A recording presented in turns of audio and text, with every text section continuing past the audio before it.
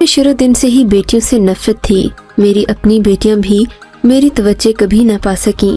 मैंने उनसे मोहब्बत से नहीं बात की और जब वो बड़ी हुई तो जल्द ही उनकी शादी कर दी। मेरे 2 बेटे थे और उन्हीं में मेरी जान बसती थी। मेरे बड़े बेटे की बीवी, जिसको शादी हुए 3 साल ही हुए थे, 3 सालों में 3 बेटियां पैदा कर चुकी थी। मुझे बेटियों से नफरत थी। मैं चाहती थी कि अब की बार बेटा पैदा हो। बहू जब उम्मीद से हुई उसे डॉक्टर के पास लेकर गई, मगर डॉक्टर ने हर बार की तरह इस बार भी यही खबर सुनाई कि मेरी बहू एक लड़की को जन्म देने वाली है। इस खबर ने मुझे इतना मायूस कर दिया कि बता नहीं सकती। घर आकर मैंने बहू से बोलचाल बंद कर दी। रात भर सोचती रही कि इस मसले का क्या हल निकालूं। सुबह हुई तो 4 बजे ही मैंने वजू किया, नमाज पढ़ी और फिर नीम अंधेरे में ही रशीदा से मिलने निकल पड़ी। रशीदा मेरे घर से तकरीबन 10 किलोमीटर दूर रहती थी।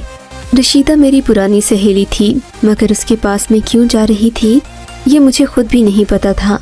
वहाँ जाकर रशीदा से मुलाकात की, उससे मशवरा किया। वो मेरे इतने जल्दी आने पर हैरान रह गई। मैंने कहा, मैं रात भर अपनी बहू की खबर की वजह से सो नहीं सकी।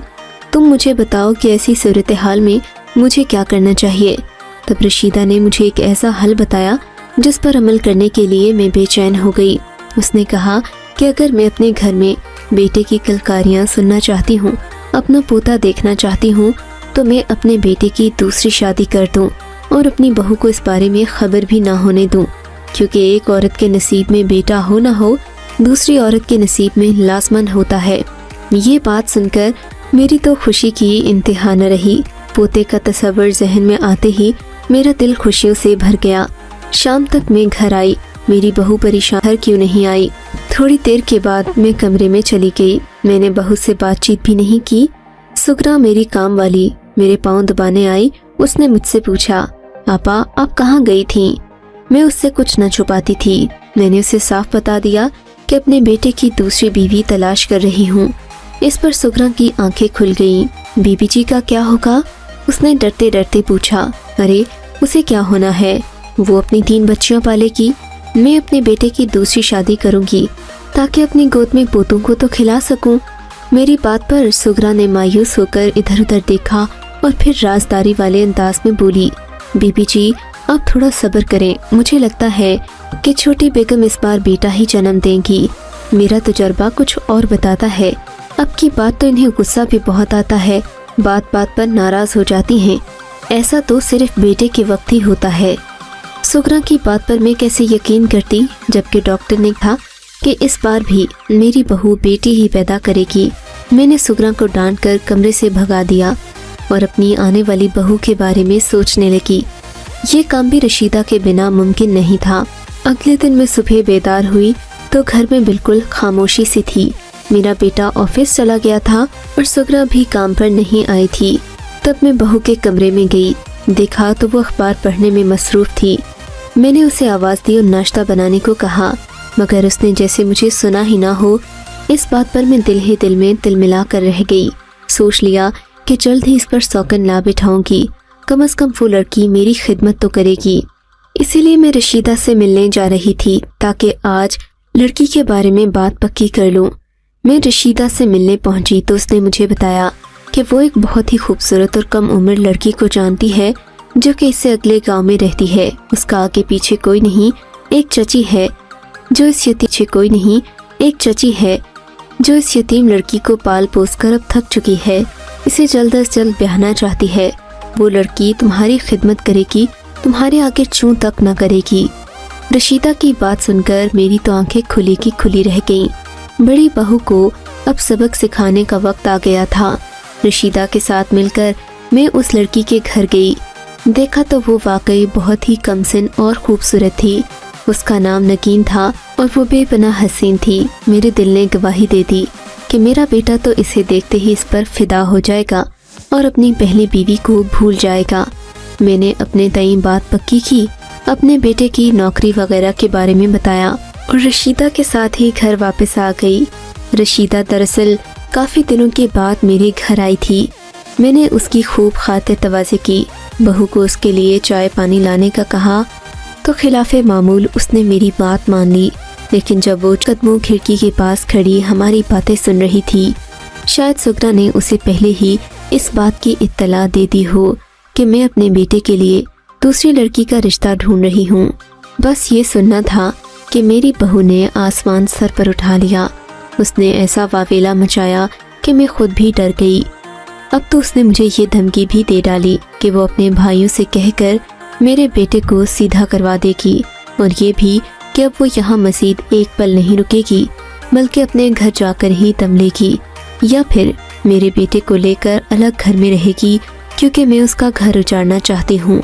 بہو کی یہ باتیں سن کر میرا دل کھٹا ہو گیا۔ میں نے سوچا نہیں تھا کہ بات اس قدر بڑھ جائے گی۔ شام کو بیٹا گھر آیا۔ اس نے جب یہ باتیں سنی تو وہ بھی مجھ سے ہی الجھ پڑا۔ امی، جب مجھے بیٹیاں پسند ہیں تو آپ کو کیا مسئلہ ہے؟ میری اولاد ہے، میں انہیں چاہتا ہوں۔ آپ میں تو خوف خدا بیٹے کی باتیں سن کر بھی میرا ذہن بدلا نہیں تھا۔ بیٹے، مجھے بھی تمہاری اولاد دیکھنی ہے، میں لڑکیاں نہیں اپنے گھر میں پوتے دیکھنا چاہتی ہوں۔ میری بات پر بیٹے نے میرے سامنے ہاتھ جوڑ دیے۔ امی، میں سب سے تنگ آ گیا ہوں۔ بیٹے کی باتوں سے بھی مجھ کو بہت رنج ہوا۔ میں نے جب رشیدہ سے بات کی تو اس نے مجھے ایک ایسی ترکیب بتائی جسے سنتے ہی میری روح کانپ گئی، مگر پھر اس کے سمجھانے پر میں آمادہ ہو گئی۔ اس نے جو بات مجھے بتائی تھی وہ 100% درست بھی تھی، مگر ایسا کرتے ہوئے میرے ہاتھ کانپ رہے تھے۔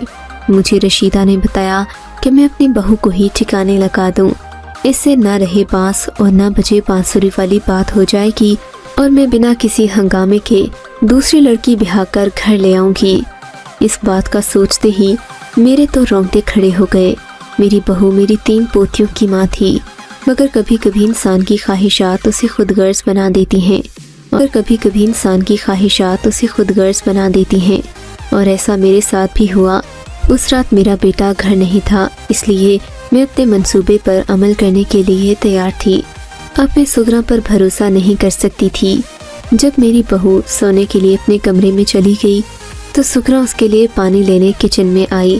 اسے دیکھ کر میں بھی کچن میں آ گئی۔ بیٹی، جا کر باغیچے سے تازہ لیمو تو توڑ لاؤ، سینے میں بہت جلن ہو رہی ہے، میں بھی قہوہ بنا کر پیوں گی تو ذرا آرام آ جائے گا۔ میری بات پر وہ دوڑی دوڑی باغیچے میں گئی۔ میں نے پیچھے سے پانی میں وہ دوا ملا دی جو مجھے رشیدہ نے اپنی بہو کو ٹھکانے لگانے کے لیے دی تھی۔ پانی میں وہ دوا ڈال کر دیکھا تو اس کا رنگ کچھ گدلا سا ہو گیا، کہیں میری بہو کو شک نہ ہو جائے۔ یہ سوچ کر میرا دل عجیب سا ہو رہا تھا، مگر پھر سغرا آتے ہی پانی کا گلاس لے کر واپس چلی گئی۔ میں بھی اطمینان سے اپنے کمرے میں زور سے دھڑک رہا تھا۔ نہ جانے اب کیا ہوگا، بڑے سے بڑا مجرم بھی جرم کرتے ہوئے اس کے ہاتھ تو کانپتے ہی ہیں، اور پھر میں تو یہ کام پہلی بار کر رہی تھی۔ مجھے نیند نہیں آ رہی تھی۔ میں کروٹ پر کروٹ بدل رہی تھی کہ میری بہو کے کمرے سے شور کی آوازیں آنا شروع ہوئی۔ یہ سغرا کی آواز تھی جو چیخ چیخ کر اپنی مالکن کی موت کا ماتم منا رہی تھی۔ یہ سنتے ہی میں نے بھی اپنا ناٹک شروع کر دیا۔ چیختی چلاتی شور مچاتی باہر والے دروازے کی جانب بڑھی۔ ہائے، میری بہو مر گئی۔ میں دروازہ کھولنے ہی والی تھی کہ کسی نے عقب سے میرے سر پر بھرپور وار کیا۔ میں اس وار کو سہ نہیں سکی اور زمین پر جا گری۔ اس کے بعد مجھے کچھ ہوش نہیں رہا کہ میرے ساتھ کیا ہوا۔ میری جب آنکھ کھلی میں نے خود کو ایک تاریک کمرے میں پایا۔ خدا جانے کتنے دنوں کے بعد میری آنکھ کھلی تھی، یہ تو میں نہیں جانتی، مگر آس پاس اندھیرا پا کر مجھے ایسا ہی لگا جیسے میں اپنی قبر میں آ گئی ہوں اور مجھے دفنا دیا گیا ہو۔ میں تو اپنی بہو کو قبر میں دفن کرنے کا سوچ رہی تھی، مگر یہ تو بازی ہی الٹ گئی تھی۔ میرے ذہن میں مختلف سوچیں آنے لگیں۔ مجھے سمجھ نہیں آ رہا تھا کہ میں اس وقت کہاں ہوں۔ ابھی سوچ ہی رہی تھی کہ کمرے کا دروازہ کھلا، ہلکی سی روشنی ہوئی، مگر پھر دوبارہ تاریکی چھا گئی۔ آنے والی ایک عورت تھی۔ اس نے اپنا چہرہ ڈھانپ رکھا تھا۔ مجھ سے اس نے ایک بھی بات نہیں کی۔ ویسے بھی اندھیرے میں اسے دیکھ نہیں پائی۔ میں نے اس سے لاکھ پوچھنے کی کوشش کی کہ میں کہاں ہوں اور تم کون ہو، مجھے یہاں کیوں قید کر رکھا ہے۔ اس نے میری کسی بات کا جواب نہیں دیا۔ میں بہت پیاسی تھی، پیاس کے مارے گلا خشک ہو رہا تھا۔ اس نے مجھے پانی پلایا جو میں نے ایک ہی سانس میں پی لیا۔ وہ پانی پیتے ہی مجھ پر غنودگی سی چھا گئی۔ میں پھر گہری نیند میں چلی گئی۔ اس کے بعد میرا حال اللہ ہی جانے۔ جب میری آنکھ کھلی تو پھر وہی کمرہ، تنہائی اور اندھیرا دیکھ کر میرا جی گھبرا گیا۔ میں اللہ تعالیٰ سے اپنے گناہوں کی معافی مانگنے لگی۔ سچ پوچھئے تو اس وقت وہ کمرہ مجھے کسی قبر سے کم نہیں لگ رہا تھا۔ میں نے چیخنا چلانا شروع کیا مگر کوئی میری مدد کو نہیں آیا۔ میں نے دروازے پر کھڑے ہو کر دستک دینا شروع کی مگر لگتا تھا جیسے اس گھر میں کوئی بھی نہیں ہے۔ ہر طرف اندھیرا تھا اور یہ کمرہ بالکل خالی۔ اس میں نہ بستر تھا اور نہ ہی کوئی دوسرا سامان۔ اس ٹھنڈے فرش پر لیٹے لیٹے اب تو میری ہڈیاں دکھنے لگی تھی۔ مجھے یہاں آئے ہوئے نہ جانے کتنی دیر گزر چکی تھی۔ میں نے کمرے کی دیواروں کو ہاتھ لگایا تو مجھے کچھ ایسا لگا جیسے یہ میرے ہی گھر کا کمرہ ہو۔ گھبراہٹ کی وجہ سے میرے حواس باختہ ہو چکے تھے۔ میں کچھ سمجھ نہیں پائی کہ یہاں ہو کیا رہا ہے۔ جب حواس کچھ بہا تو میں لڑکھڑا کر اٹھ کھڑی ہوئی۔ ہمت کر کے کمرے میں موجود سوئچ پر میرا ہاتھ پڑا تو پورا کمرہ روشنی میں نہا گیا۔ مجھے یاد آیا یہ تو ہمارے ہی گھر کا پچھلا کمرہ ہے جہاں ہم لوگ گرمیوں میں دوپہر کے وقت سویا کرتے ہیں، مگر ان دنوں سردیاں ابھی ختم ہوئی تھیں، اس لیے اس کمرے میں کوئی آتا جاتا نہیں تھا۔ اسی وقت گھر کا دروازہ کھلنے کی آواز آئی۔ میں نے پر امید ہو کر دروازہ پھر سے بجانا شروع کیا۔ تب کسی نے دروازہ کھولا۔ دیکھا تو سامنے سغرا کھڑی تھی۔ اس کی آنکھیں لال ہو رہی تھیں۔ اس نے مجھے نفرت سے دیکھا اور بولی، تم جیسا ظالم کوئی نہیں ہو سکتا۔ دل تو چاہتا ہے کہ تمہیں یہاں سے کبھی نہ نکالوں، مگر چھوٹی بیوی نے مجھے خود کہا ہے کہ تم پر اتنا ظلم کرنا اچھا نہیں، تو یہاں مجھے تم نے بند کیا تھا۔ میں نے سغرا کو چٹیا سے پکڑ لیا۔ اتنے میں دروازے پر دستک ہوئی۔ سغرا دروازہ کھولنے چلی گئی۔ میری نظر اور میری بہو پر پڑی، جنہیں دیکھ کر میری نظریں شرمندگی سے جھک گئیں، مگر میں نے کسی بھی قسم کے تاثر کا اظہار نہیں کیا۔ میرے بیٹے نے مجھے سلام تک نہ کیا، جس پر مجھے تھوڑی حیرت ہوئی، مگر میں چپ چاپ بہو کے پیچھے اس کے کمرے میں چلی گئی۔ دیکھا تو وہ درد سے کراہ رہی تھی۔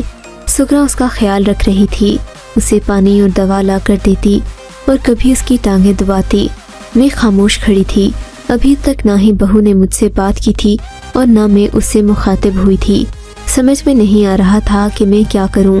میں نے تو اپنی بہو کو اپنی طرف سے مار دیا تھا۔ اس کے بعد اس کے زندہ بچنے کے امکانات کم ہی تھے، مگر یہ کیا، میری بہو تو ٹھیک ٹھاک تھی۔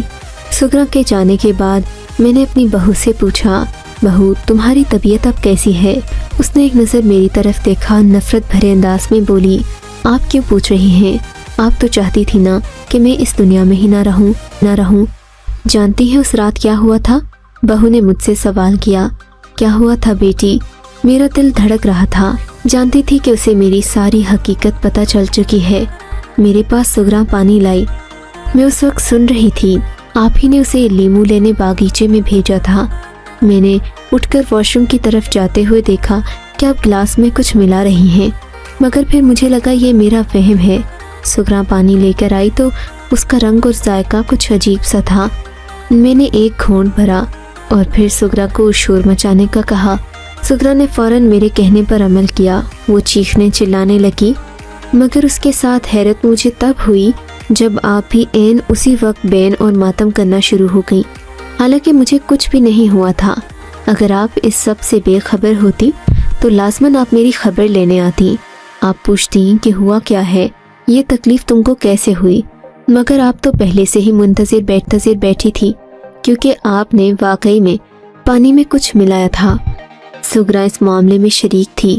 وہ جانتی تھی کہ آپ نے میرے خلاف کیا سازش رچائی ہے، اور آج تو اسے بھی اندازہ ہو گیا تھا۔ وہ جانتی تھی کہ اب آپ کوئی نہ کوئی اور ناٹک لازمی کریں گی، اسی لیے اس نے آپ کے سر پر ڈنڈا مار کر آپ کو بے ہوش کر دیا تاکہ آپ اس ایمرجنسی کی صورتحال میں مزید کوئی ہنگامہ کھڑا کر کے طوفان نہ مچا دیں۔ میں سب کچھ جانتی ہوں اماں جی، مجھے آپ کی ایک ایک حرکت کی خبر ہے کہ کیسے آپ میرا گھر اجاڑنے کی کوشش کر رہی ہیں، مگر نہ جانے آپ کیسے بھول جاتی ہیں کہ آپ بھی ایک بیٹی کی ماں ہیں۔ میری بہو مجھے شرم دلانے کی کوشش کر رہی تھی۔ میں جو پہلے شرمندہ بھی ہو رہی تھی، اب اس کے ایسا کہنے پر اور شیر بن گئی۔ اس کی ان ساری باتوں نے میرے غصے کو ہوا دی۔ میں اپنے بیٹے کے پاس گئی، اس سے ساری بات کہہ ڈالی کہ تمہاری بیوی نے مجھ پر الزام لگایا ہے، میں نے تو پانی میں کچھ نہیں ملایا، جو یہ کہہ رہی ہے وہ سراسر غلط ہے۔ بھلا کوئی ساس اپنی بہو سے ایسا رویہ کیوں اختیار کرے گی جبکہ وہ اس کی خدمت بھی کرتی ہو؟ بات تو میری بھی صحیح تھی، مگر میری بدقسمتی کے سغرا نے میرا سارا بھانڈا پھوڑ دیا۔ اس نے نہ صرف میرے بیٹے کو بلکہ بہو کو بھی میری ایک ایک بات بتا دی۔ شاید سغرا ضمیر فروش نہیں تھی، میرے روپے پیسے اس کو متاثر نہیں کر سکے، اور اس نے جو کہنا تھا وہ کہہ کر ہی دم لیا۔ مگر میرے بیٹے نے محض ایک نوکرانی کی بات پر یقین کر کے مجھ سے بات چیت بند نہیں کی، بلکہ اس نے اس بات کی تصدیق رشیدہ سے بھی باتوں ہی باتوں میں کر لی تھی۔ اس سب کی وجہ سے اور تو کچھ نہ ہوا، میں اپنے بیٹے کی نظروں میں گر گئی ہوں۔ اب گھر کے ایک کونے میں بیٹھی رہتی ہوں، میرا بیٹا مجھ سے بات تک نہیں کرتا، نہ ہی میری بہو مجھے توجہ لیتی تھی، مگر اب تو اس نے بھی منہ پھیر لیا ہے۔ اب آپ ہی بتائیں میں کیا کروں، کس سے اپنا درد کہوں، اور اپنے بیٹے کو راضی کرنے کے لیے آخر ایسا کیا کروں کہ وہ سب کچھ بھول کر پہلے جیسا ہو جائے۔ مجھ سے اب اس عمر میں مزید دکھ برداشت نہیں ہوتے۔